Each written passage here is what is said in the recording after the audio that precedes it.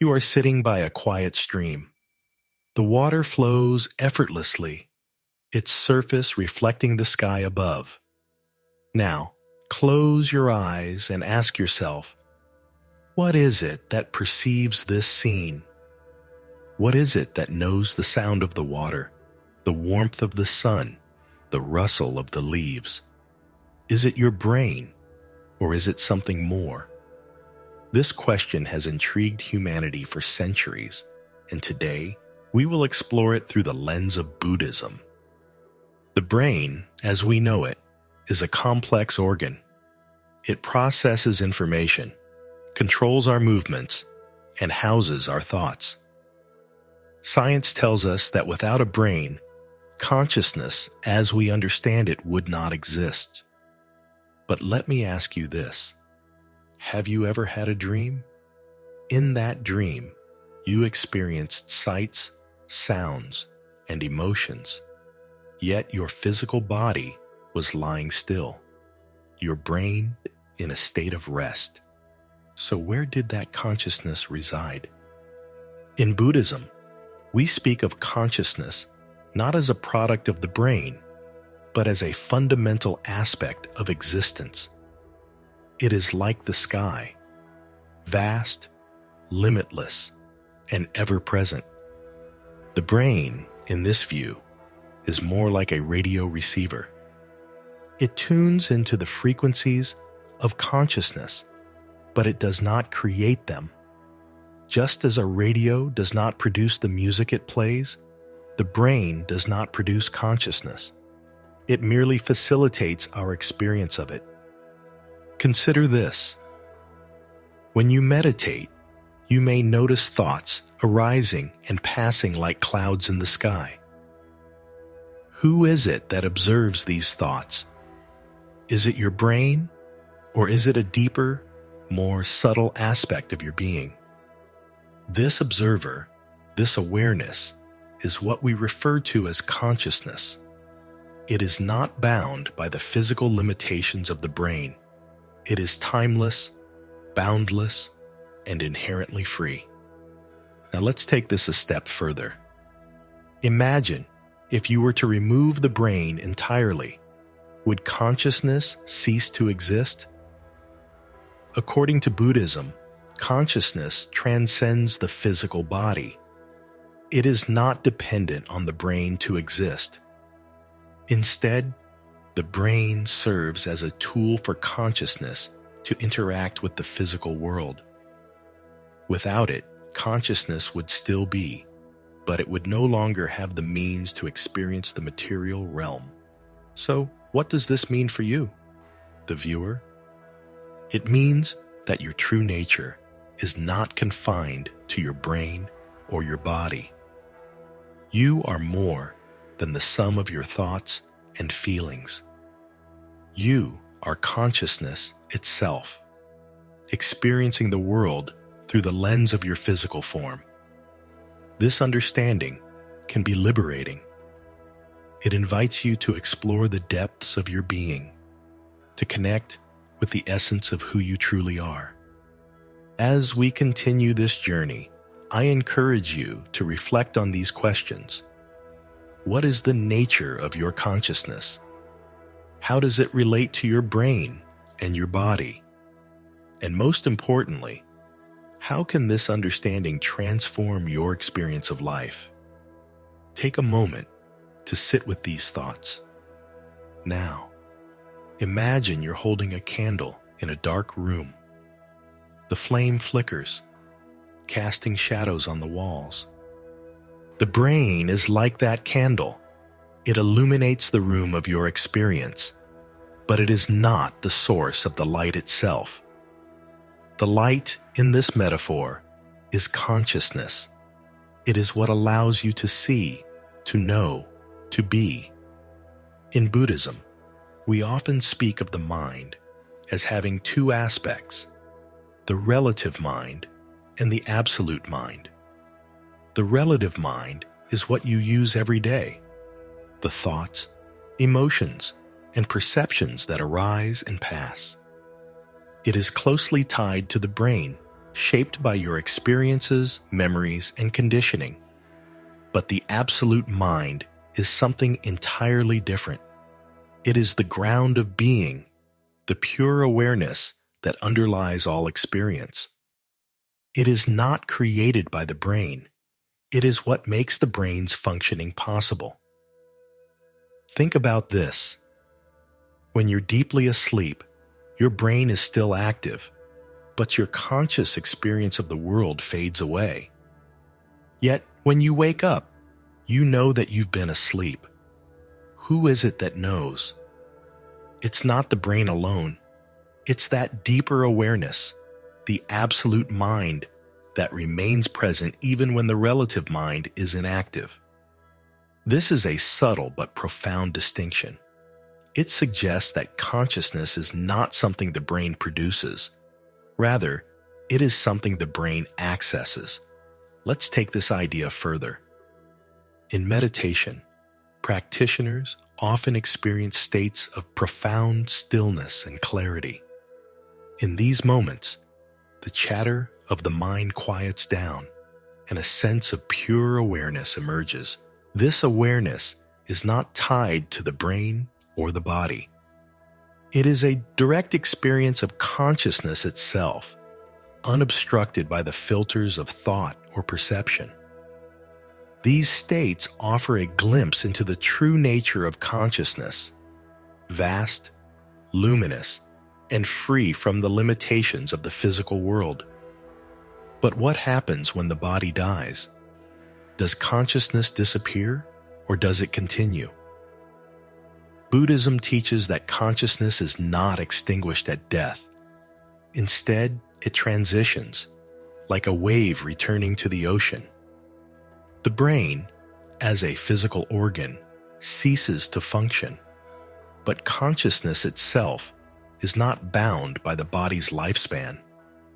It is a continuum, a stream of awareness that flows beyond the boundaries of birth and death.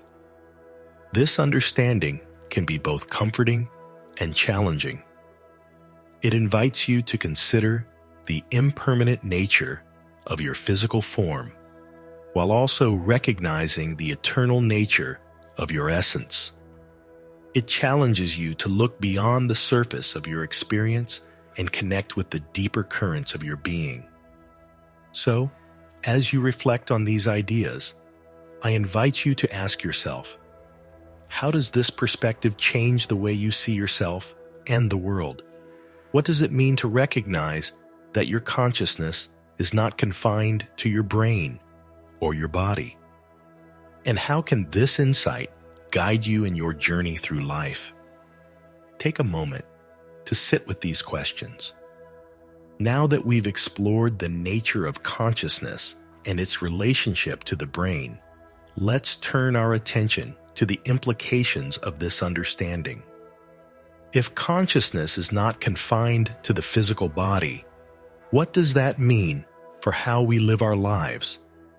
How can this insight transform the way we relate to ourselves, to others, and to the world? First, it invites us to cultivate a sense of inner spaciousness. When we recognize that we are not merely our thoughts, emotions, or physical sensations, we can begin to step back and observe them with greater clarity. This is the essence of mindfulness, the practice of being present with whatever arises, without getting caught up in it. It's like sitting on the bank of a river, watching the water flow by. The river is your mind, with its currents of thoughts and feelings, but you are not the river. You are the one who watches, the one who knows. This practice can be profoundly liberating. It allows us to disentangle ourselves from the habitual patterns of the mind and access a deeper sense of peace and freedom. It also helps us to respond to life's challenges with greater wisdom and compassion, rather than reacting out of fear or habit. When we see that our true nature is not bound by the limitations of the body or the mind, we can approach life with a sense of openness and curiosity, rather than clinging or resistance. Second, this understanding can transform the way we relate to others. When we recognize that consciousness is universal, that it is the essence of all beings, we begin to see others not as separate from ourselves, but as expressions of the same awareness. This is the foundation of compassion and empathy. It is the recognition that, at the deepest level, we are all connected. This realization can dissolve the barriers of judgment, prejudice, and fear, allowing us to meet others with kindness and understanding. Imagine a world where everyone lived from this place of connection. It would be a world where conflict and division gave way to harmony and cooperation. It would be a world where we recognized our shared humanity and worked together to create a more just and compassionate society. This is not just a lofty ideal. It is a possibility that begins with each of us in our own hearts and minds. Finally, this understanding can deepen our relationship with the natural world. When we see that consciousness is not limited to human beings, but is present in all living things, we begin to approach the earth with reverence and respect.